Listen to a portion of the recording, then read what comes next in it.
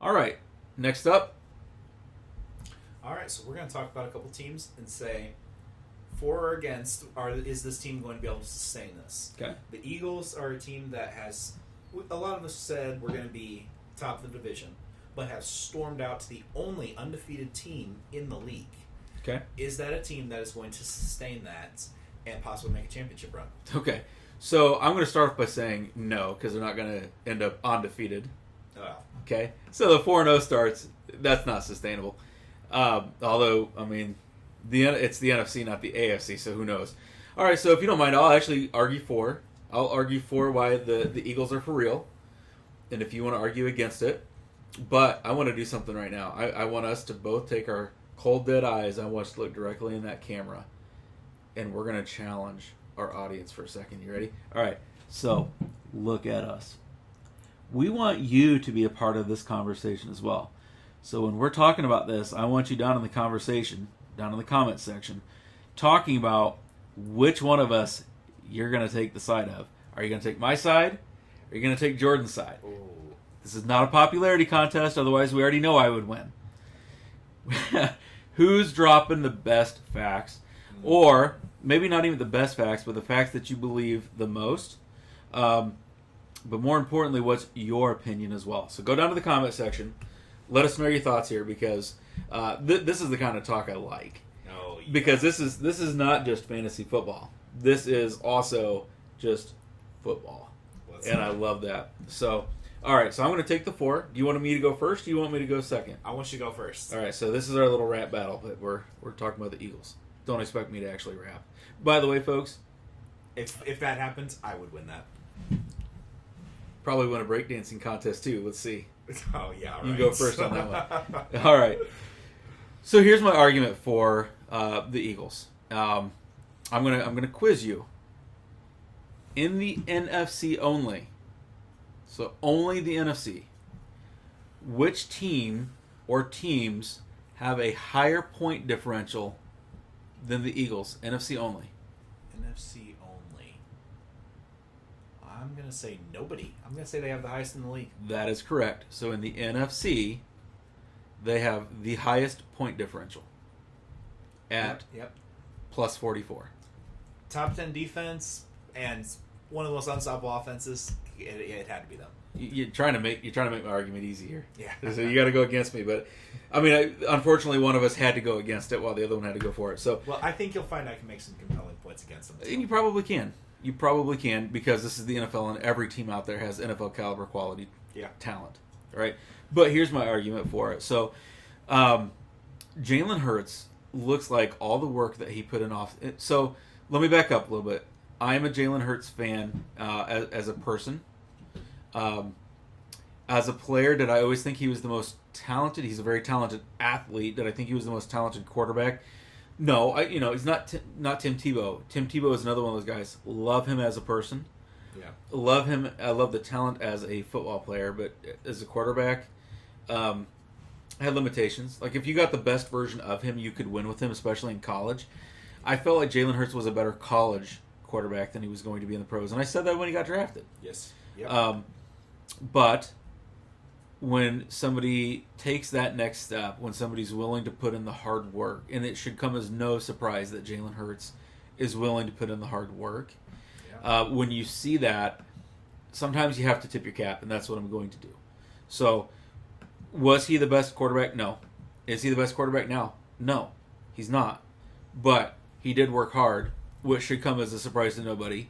He is extremely athletic. So is he capable of making changes? Yeah. I mean, remember when Josh Allen came out, and I'm not comparing the two. The games are very different. Yeah. But when Josh Allen came out, nobody doubted his arm talent, right? But he was a wreck. What had to happen? There had to be adjustments, right? So was Daboll the offensive coordinator that helped Josh Allen? I know he's the head coach for the Giants right now. But I believe he was the offensive coordinator that said, hey, if you do this instead of this, let's work on your mechanics a little bit, you're going to be a lot better for it. And Yeah. I mean, One of the best in the league. Maybe one of the best that we've seen in a long time from a pure dual threat. You've got better runners. Yeah. You've only got, I would say, a couple. You've got better passers, maybe. But as far as, like, There's very few that can throw like him, but the ones that can't run like him, and the ones that can run like him can't throw like him. Agreed. Like, he's unique. He's the most explosive quarterback and the most dynamic quarterback in the league. But we're going to go back to the Eagles because I lost track. You get me talking about these guys, and I can go on forever. When I look at what Jalen Hurts was willing to do, not just able, but willing, there's a difference. Yeah. He was able and he was willing to make some changes that needed to be made. He looks so much better as a passer this year. Yeah. Now, he's still explosive. He can still take off and run. We've seen it, absolutely. right? So, in order to be a good football team in the NFL, you really need to have that good quarterback. And he's taken that next step. Not only did he put in the work with his mechanics and work with throwing experts, he worked with his receivers. You know, one of the knocks that I had on Aaron Rodgers in a previous conversation was when all these new wide receivers were coming in, these rookies, these second-year guys, he was on vacation in South America taking weird, funky stuff, right? But no, there's Jalen Hurts out there practicing every day with A.J. Brown. Yeah. There's Jalen Hurts not just putting in the work on his mechanics, but working to get to know his receivers and what they want to do. Yeah. So let's talk about A.J. Brown. Let's talk about Devontae Smith. Let's talk about I almost said Mike Gesicki. That's Miami. Dallas Goedert, right? Let's start talking about some of the receiving weapons there. Pretty good. Quez Watkins is still there too, if I'm not mistaken, right? I believe so, but I cannot confirm. Okay. I don't have their depth chart pulled up in front of me, but looking at those top two wide receivers, they got two guys that are absolute studs. Let's not forget Devontae Smith is a Heisman Trophy winner, playing in an Alabama offense, playing at a high level, even in a national title game against great competition. Was willing to play hurt. Because remember, he had the ankle injury in college. That's right, he did. So he's a stud. A.J. Brown is a stud. Dallas Goedert has really established himself as a very solid receiving tight end. Yeah. My doubt with the Eagles this year was Jalen Hurts. Because you see the pieces that they put together on the defensive side, you're like, oh, that's pretty good.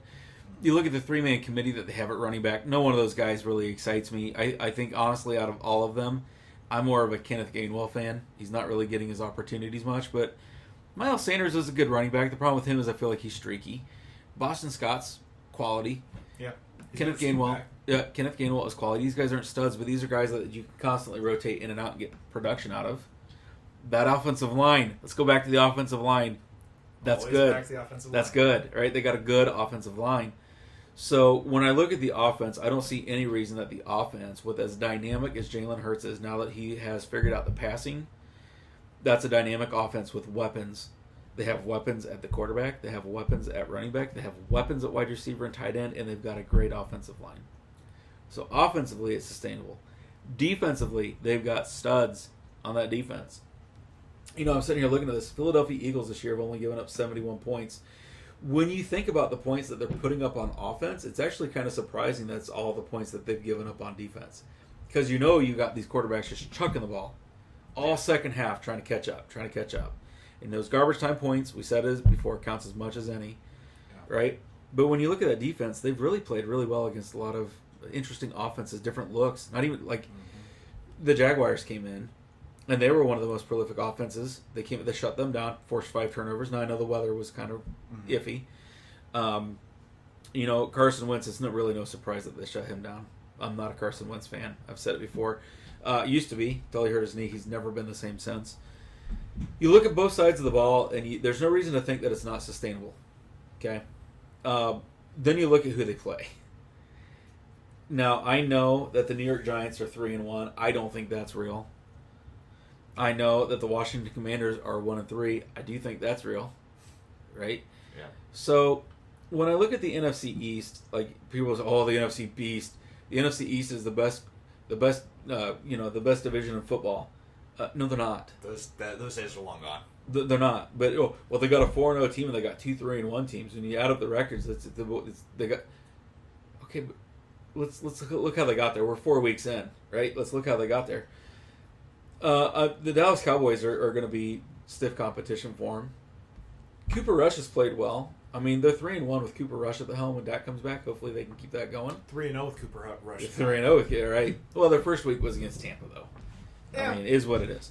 But when I look at that point differential, so, looking back at that consistency, there's no reason to think they can't keep doing what they're doing because they are dynamic on offense. Dynamic. Defense, they're stout. The only thing that could derail them is injuries, in my opinion. It's not going to be the strength of schedule. Mm-hmm. They play in the NFC, which to me is the weaker of the two divisions. They play in the NFC East, which is not as good as... I kid you not, no matter what radio station I turn on, because I have Sirius XM, listen to fantasy, listen to NFL, read so many articles, listen to podcasts. Oh, the NFC Beast, the NFC Beast. No, they're not. They're not. We're 4 weeks in. Look at how they got there. But I think the Eagles are for real. I think the schedule works out okay for them. I don't think there's any reason to think that they cannot remain as dynamic on offense, as stout on defense, unless injuries derail them. So that's my argument for them. Okay, what's yours against them? Well, all right. First little quiz here. How many teams do you think? Oh, I'm going to say over under. All right. Okay. Over under. 7 teams have zero fumbles. On offense or defense? On offense, have fumbled the ball 0 times. Over under 7. I'm going to say under. Over under 3. I don't know. All right, well, 4 teams right now have not fumbled the ball.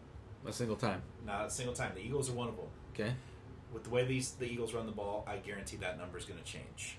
I think they've been playing great right now, but I think that the turnovers are going to start coming. Okay. I think the run that they are around right now of 0 fumbles, while being the team that runs the ball the most in the NFL, I think is unsustainable. The fact that they only have 2 turnovers right now, that's great play, but that's not something we've seen from them. So either this team is completely turned on a dime and it's going to sustain this, which I don't think they will, or the turnovers are going to start coming. Okay. I don't think that they're going to turn into the most turnover-prone team in the league, but I think the fact that they are a positive 8 turnover the turnover rate, yep. Positive 8. The next highest team is 5. That's almost a turnover per game that they're getting. I think that number is going to start slowing. Okay. So I think that they're going to give up a little bit more. Their turnover difference is going to get a little bit worse. It's not going to sustain as by far and away the best in the NFL. And this is also a team that, I don't know if you know this, but this is a team that has gone on fourth down more than anyone in the league by a lot. Okay. But having said all that, so if you're saying that they're going to get worse because they've got a good turnover differential? Because I think it's unsustainable, is what I'm saying. Okay. Okay. I'm with you. I'm hearing you. So this is a team that has repeatedly went for it on 4th down. Okay. So why do you think that's going to change? I'm saying that that risky offense is going to bite them in the butt a lot of times. Mm-hmm. Sometimes it's going to work, sometimes it's going to bite them in the butt. But I think that this team is playing at an unsustainable rate. Okay. And is going to continue to be a good team down the road. But I think that this is a team that has a smaller margin of error than people realize. Okay. If we look at their games, just look at their games here. Okay. They won by 3 points to Detroit. Now, they played primetime Kirk and absolutely destroyed him. And then, like you said, the Washington Commanders are not the best. Well, you have Mr. Turnover Wins playing quarterback exactly. for them. Correct me if I'm wrong. Didn't they sack him like 9 times in that game? It was bad. Brutal. It was brutal. appalling. Okay. But here's what I think is the worst argument, or my easiest argument is on a game when they got 5 turnovers. Okay. They won by 1 score. Okay. On a game when they had a positive 4 point differential, they won by 1 score. Okay. They basically owned that ball. Jacksonville barely touched that ball, and they won by 1 score. I think that was luck. Okay. They lucked out at that point. So I love playing devil's advocate. Yeah. You know it. Okay. Let's talk about that. Tell me about the conditions of that game. That was a crappy condition. They played in the storm. Do you think that the Bears are a better team than the 49ers? No. Okay, so what happened in that game? Why were the Bears able to win? Because the 49ers did not play a good game. And they played in terrible, cruddy conditions. I understand what you're saying, but Dave and I have kind of commented on this. To me, when you have those strange weather games, they're, number one of the most fun to watch. Yeah. But number two, you can't really take what you see. You got to take with a grain of salt. Okay? Okay. All right. I can see that. So, moving on. Second team, you want to talk about? Yeah, let's talk about Jacksonville. Okay. All right. You want me to take the for or against? Why don't you go ahead and take 4? Okay. All right. So my argument for Jacksonville sustaining. So we say that they're sustaining. They're 2-2, right? And going back to the Eagles, when I say that I'm for them, I already said I don't think they're going to end up undefeated. I do think they're going to win that division. Yeah. To me, that's sustainable, or at least make the playoffs. When I look at Jacksonville, how many teams in the AFC have a better point differential than Jacksonville? I'm going to say Buffalo does. Buffalo is correct. Any others? I want to say Kansas City, but they've given up quite a few points. So I'm just going to say just Buffalo. That's correct.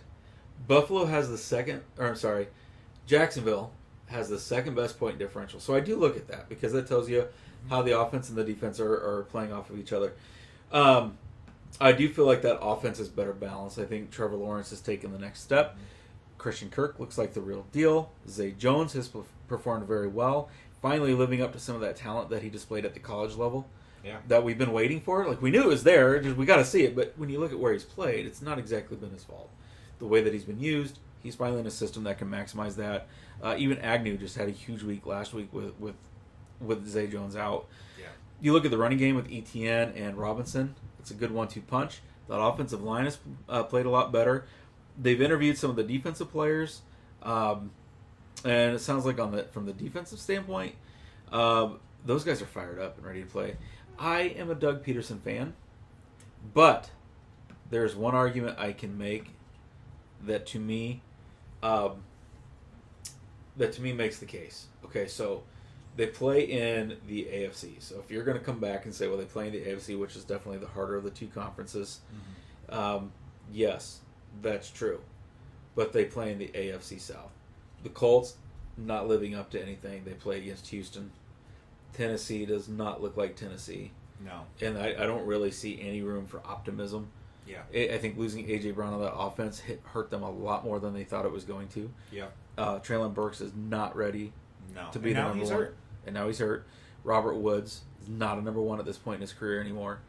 So my number one argument for is this sustainable? Do I think they're a 500 team? They play their conference games or the division games twice. So yes, I think it's sustainable. Now, having said that it's sustainable, do I expect a huge winning record from them? No. Do I think they have to make the playoffs? No. We saw the Washington back then. They were the Redskins. Now they're the Commanders. Didn't they make the playoffs one year with a losing record because the division stunk so bad? So did the Panthers. They won, I believe it was a 7-9-1 record? 7-9-1, and they made it so when you start looking at this, when we're asking ourselves if it's sustainable, to me this is almost a push. Yeah. Do I think that Jacksonville is a playoff team? Yeah, I do. Only because they play in the AFC South. Something is wrong with the Colts, and we're not going to have time to talk about the Colts, but I want to get you back on the show to talk about the Colts. Yeah, something's wrong in Indy. Yeah. And we're going to talk about what it is and why it actually can be pretty damning. Yeah. Can they fix it? Yes, they can. It's, in my opinion, it's a lot worse than what people think. Anybody can, but the question is, will they? Right. Houston, not a threat. No. Tennessee, a shadow of what they were, but still coached well. Vrabel coaches them well. The run game is legit with Derrick Henry, so that's always a threat. But so is a 2-2 record for Jacksonville sustainable? A possible play because they're tied for first. They're tied for first in the AFC South. Yeah. Is that sustainable? Yeah. I do think it's sustainable. If you want to make the argument against it, I'm okay with that too. Because what's the counter argument? So here's what I would say about Jacksonville as a whole. Everything they do is mid. Okay. They're middle of the pack on offense. They're middle of the pack on defense. This team, every single game, is 1 or 2 turnovers away from walking away, losing every game. And we know they're capable of that with Trevor Lawrence's 5 turnover performance last week against Philly. And I think this offense has improved. I think it has cleaned a lot of its mistakes up. It is more dynamic, but it is still an offense that is learning itself. Etienne has not came into himself yet. I think he will. He hasn't yet. Lawrence is playing better, but I think he'll still be inconsistent. And until this team is good in any aspect. As long as they're still middle of the pack, the mistakes are going to hurt them worse than they're going to hurt any other team. Right. So I think this is a team that could still fall. I think they'll still be around a 500 team. That could be a playoff team. You're right. They could still make the playoffs in that division because of what they are. But this team is going to be one turnover away from losing every game they play for most of the season. Right. And I think I still want to put the Colts ahead of them because I think they can fix what they have going wrong. Mm-hmm. It's going to be painful. We'll get to that in the next video. But the other, for that point differential, so the Jacksonville Jaguars are tied for the third most points scored in the AFC. They're second in points allowed. Only the Bills have given up fewer points. But when they threw a 24-0 shutout against the Colts, that helps. They only gave up 10 points to the Chargers in their victory over the Chargers, but that was with a very banged up Herbert. Yeah. You know, they gave up 28 points to the Commanders and actually lost to them. They gave up 29 points. So, they haven't given up 30 points yet. Mm-hmm. There's room for improvement. I think the talent's there. I think that division is so weak right now. And we can break those down in some other video. In fact, I'd really like to. Yeah. I do think that I think they're for real, as long as we know what real means. Yeah. As long as we don't set that expectation too high. So. Yeah. However, looking at this team, is this a team that you could very really see being a legitimate contender in the next couple of years? In the next couple of years? Not this year. I think they can make the No, playoffs, not but this year. they're a first round out. Yeah, next couple But of yes, years. absolutely. Trevor Lawrence, I think, is legit. Travis Etienne, I think, is legit. Doug Peterson is a fantastic coach. We're seeing the additions that they've made on defense really pay off. Right. They're only a few pieces away, but the problem is they're still a few pieces away. Right? They're heading in the right direction. Or can they be one of those teams that can go from worst to first? Well, looking at where they play, they can't really because you got Houston there. But looking where they play, do I think it's possible? Yeah. Do I think they could sneak in? Yeah. Do I think they're a first round out? I think they are, but we also saw Tim Tebow and the Broncos surprise the Pittsburgh Steelers, right? Crazier things have happened. Yep. Nobody expected the New York Giants to go and beat the Patriots in the Super Bowl to end the undefeated season when the New York Giants barely squeaked in as a wild card team to begin with. But crazier things can happen. Both their Super Bowls were off wild card teams. Apparently, Eli Manning just liked that wild card. He just liked that wild card. He wanted to play an extra game. Did he get paid more for the extra game? Basically, it was the lesson is just get there, just get there and give yourself a shot. So, keep all right, the game. That's all we have for tonight, folks. We got to get this wrapped up. It's getting late. You all have a great night. We'll talk to you soon. Until next time, see ya.